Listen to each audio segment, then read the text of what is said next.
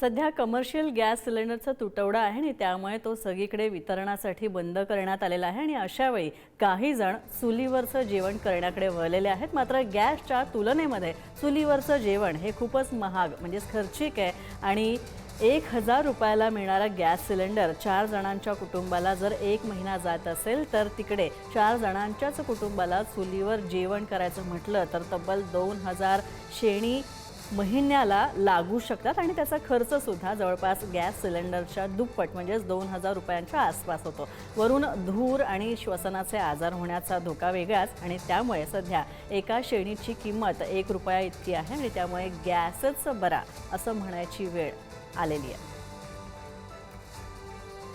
पारंपरिक शेणी, गोवऱ्या आणि लाकूड या इंधनाची जागा कितीही गॅसने घेतली असली तरी आजही ग्रामीण भागात मोठ्या प्रमाणात शेणी जी आहे ती लावण्याची परंपरा जी आहे ती कायम आहे।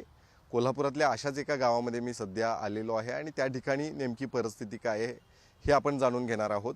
आज सर्वत्र गॅसचा तुटवडा जाणवत आहे। कमर्शियल गॅस तर आता कोणाला मिळत सुद्धा नाही आहे आणि अशावेळी अनेक व्यावसायिक आता याच ग्रामीण भागातल्या शेणी गोवऱ्या विकत घेण्याकडे त्यांचा कल वाढताना पाहायला मिळतोय।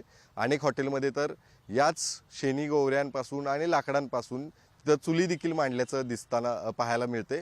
मात्र एकीकडे हे सगळं होत असताना गॅस ज्या तुलनेत ज्याची किंमत आहे त्या तुलनेत याच पारंपरिक इंधनाची किंमत नेमकी किती आहे हे जाणून घेण्यासाठी आपण एका गावामध्ये आलेलो आहे आणि इथं आपण पाहताय एक काकी शेणी लावण्यामध्ये व्यस्त आहेत।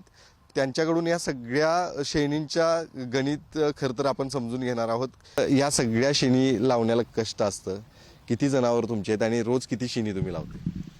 रोज आम्ही 100 शेणी लावते। 5-6 ढोर आहेत। किती कष्ट या सगळ्याला?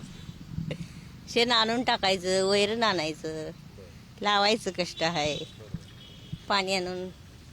आता तुम्ही हे शेणी सगळ्या घरातल्या इंधनासाठी वापरताय, चुलीसाठी की विक्रीसाठी पण? साठी पण वापरतो। विक्रीसाठी शिमग्यालाच आता विकल्या मी 2-3 हजाराच्या आणि आता ते मसन भूमीला नेतात ते शुक्रवारी ते 1-2 हजार विकले। आता एक गॅस सिलेंडरची टाकी प्रत्येक कुटुंबाला नाही म्हटलं तरी 1 महिना जाते। त्याची किंमत आता जवळपास 950 रुपये इतकी आहे। आता 1000 पर्यंत पोहोचलेली आहे। मात्र शेणी 1000 शेणी जर आपल्याला घ्यायच्या असतील तर त्या किती रुपये त्याची किंमत? आता तुम्ही जसं म्हटलं तर 1000 आहेत। 1000 शेणी किती दिवस एका कुटुंबाला जाऊ शकतो? 1000 शेणी वय एका 15 दिवस जातात की 1000 शेणी। जास्तीत जास्त 15। 4 कुटुंब असले तर म्हणजे 4 माणसं असली की गॅसपेक्षा हे महाग म्हणावं लागेल। होय, हीच महाग पडते की गॅसपेक्षा। कॅमेरामन ओंकार वळवडेसह शेखर पाटील, पुढारी न्यूज, कोल्हापूर।